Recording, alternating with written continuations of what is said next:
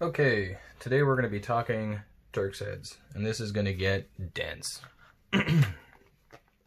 Okay, so the number of bites in any given Turk's head is represented by the number of scallops along the in and outside of the Turk's head. So for instance, this Turk's head right here is a 7-bite Turk's head. There's 1, 2, 3, 4, 5, 6, and 7. There are 7 on the outside as well as 7 on the inside. So with that said, the number of bites on the outside of any given Turk's head is also going to be the number of possible color combinations if you wanted to do what I would call a barber pole Turk's head, where each color is evenly spaced and runs the full length of the Turk's head in a spiral motion. The other nice thing about Turk's heads that can be tied that way is just because you can make it a barber pole doesn't mean that you have to, but it also means that you can accomplish that in a certain number of passes. Now, the reason that you would want to keep a Turk's head down to a certain number of passes is because it's going to allow you to have to hide fewer ends when the Turk's head's complete. This Turk's head was only tied using 3 lengths of cordage. If I had not done that, you would see all kinds of other areas where this Turk's head would lose its shape because of all of the extra line buried in it to hide the extra line from the initial tying of the knot. So because this is a 3-bite Turk's head, 1 bite, 2 bite, 3 bite, had I not been able to bring the cordage all the way down and all the way up, but instead of doubling back where I started, be on the next bite over, it would mean that I would have to have gone all the way down, all the way up, and doubled back where I started, which means that instead of having to hide 1, 2, 3 ends, I would wind up having to hide 1, 2, 3, 4, 5, 6, 7, 8, 9 ends.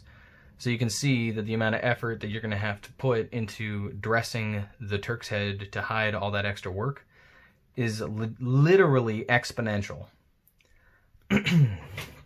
So with that said, let's talk about passes.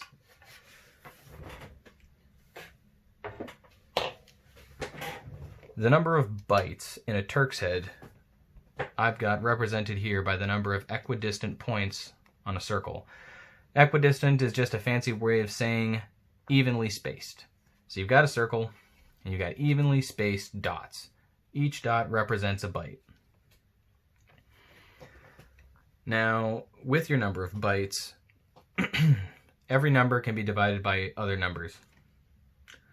I'm not a mathematician, don't hold me to that. But in this instance, 4 is divisible by 2 and by 1, as well as by 4. 3 is divisible by 3 and 1, 2 is divisible by 2 and 1. The reason that that's important is because that's going to dictate how many passes you're going to have to do to complete your Turk's head. So with that said, if you did a 6-bite Turk's head, you can go all the way down and all the way up and be on the next line over, go all the way down, go all the way up, be on the next bite over, all the way down, all the way up, next bite over, etc. Now, it's possible to do that with any number of bites. I would not recommend it. There comes a time where you just have too many bites. There's way too much effort. You've got to dress that Turk's head forever. It's not worth it. I like to keep it to the fewest number of bites necessary to achieve the look that I'm going for. I'm talking specifically about long bite Turk's heads when it comes to that. When it comes to flat Turk's heads, the more the merrier. it is way better to have more bites on a flat Turk's head than it is to do more passes. The more bites you have, the fewer passes you have to do to actually get it to get the shape that you want. 2 passes is basically the minimum number of passes in order to actually be able to hide your ends without having to resort to any kind of strange techniques. So that's why I do 2 pass flat Turk's heads with as many bites as necessary to achieve that. So flat Turk's heads, more bites, fewer passes.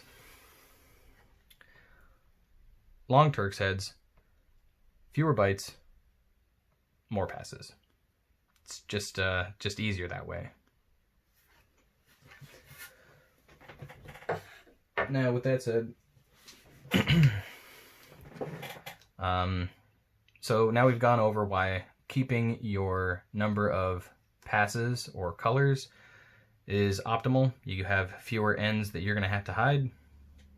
And it's also the case that you can try and shoot for things like barber pole Turk's heads. So you take whatever number of bites you want, and you've got all the factors that go into it. Those factors correspond to colors and passes. So you can do a 3-bite Turk's head that has 3 colors and have each of those colors take 1 pass, or you can do it in a single color and do 3 passes. You can do a 4-bite Turk's head with 2 colors. Each color takes 2 passes, or you can go 1 color, 4 passes, and 1. That's just how it works.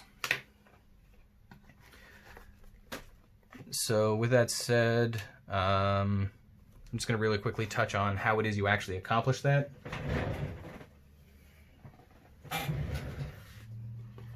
So if I had done a 3-color Turk's head, I'd have my red, my green, and my blue. First pass comes all the way down and all the way back up and starts the second pass.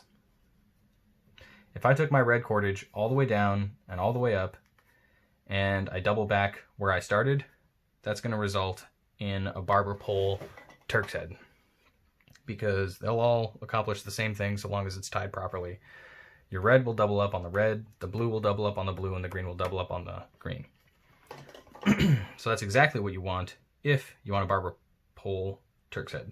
However, if you want to be able to hide fewer ends, then you're going to want to make sure that you don't double up where you started. Which means that even if you intend at the end of the day for your Turk's head to be in 3 colors, or sorry, in 1 color, 1 pass, I would still recommend that you start it. If you're going to use the method that we'll go over in a subsequent video, you're going to want to have at least 1 cord in there that's a different color for the purposes of ensuring that you don't wind up doubling up on the wrong lead. So this one is one where I did only hide the minimum required number of leads.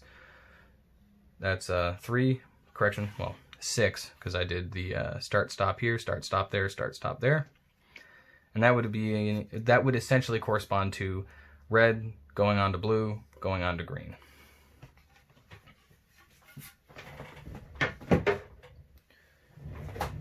And now let's get into what that actually looks like. I've got 2 colors ready to tie. We're going to go ahead and do a 4-bite Turk's head. 4 is divisible by 2. And if you divide 4 by 2, you get 2, which means that there's going to be 2 bites in each of these colors. My blue comes up and it comes back. And as soon as I go past the middle, that's like completing down to one end of the shaft of your paddle and coming back. So think of it like this. I'm at one end of the paddle, I go down to the bottom, come back to the top, and now I'm coming back down on a different bite. And I go past the bottom, and I come back, and now I'm doubling up, okay? So with my yellow, I go down to the bottom. Now I'm coming up on a different bite, coming back down, past the bottom, and I'm doubling back. Just need to get this straightened out a bit.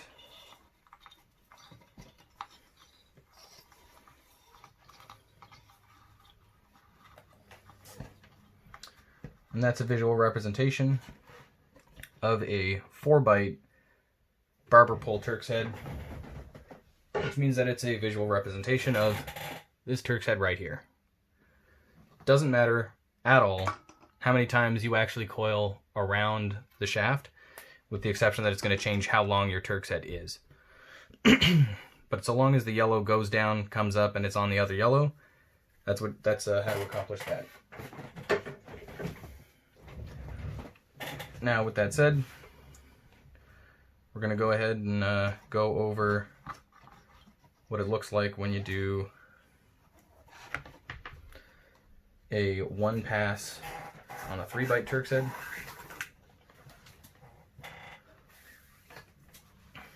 So I'm just going to leave it tied off on this peg, but let's say that I'm going to be going, and as soon as I pass halfway to the next point, that's like coming down, and next one, and next one. So this is essentially one color, 1 bite, goes to the bottom, comes back up on a different lead, goes to the bottom, comes back up, different lead, boom. So that's a visual representation of the means by which you would accomplish that. Now where it gets interesting is if you went ahead and you had another color and you wanted to make this into a 6-bite Turk's head.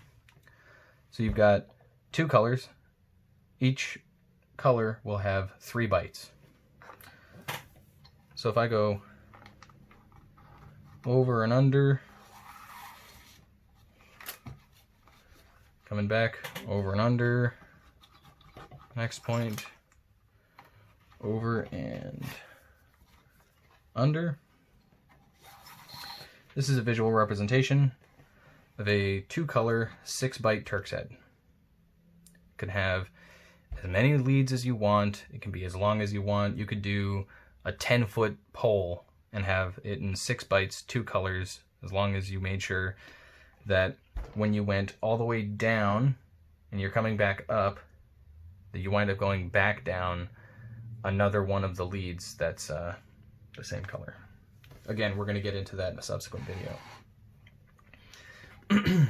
This is probably a better visual representation of what it looks like to do a single pass Turk's head.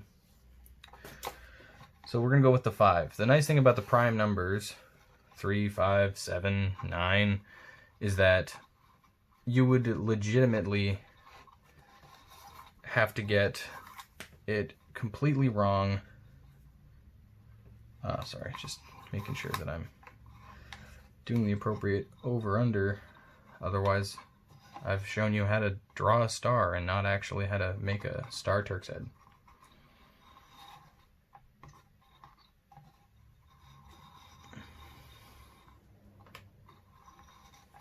There we go. That's a visual representation of a 5-bite Turk's head. Goes over, sorry, under, over, under, over, under, over, boom. So this is the equivalent of going from the bite you start on, down to the bottom, come up on a different bite, down to the bottom, up on a different bite, etc. Now, in order to fail to accomplish a single pass Turk's head when you've got a prime number, you would legitimately have to come all the way down and all the way back and double back on yourself, and that's you would almost have to be trying to do that. I think we're gonna call it there. Let me know if you have any questions.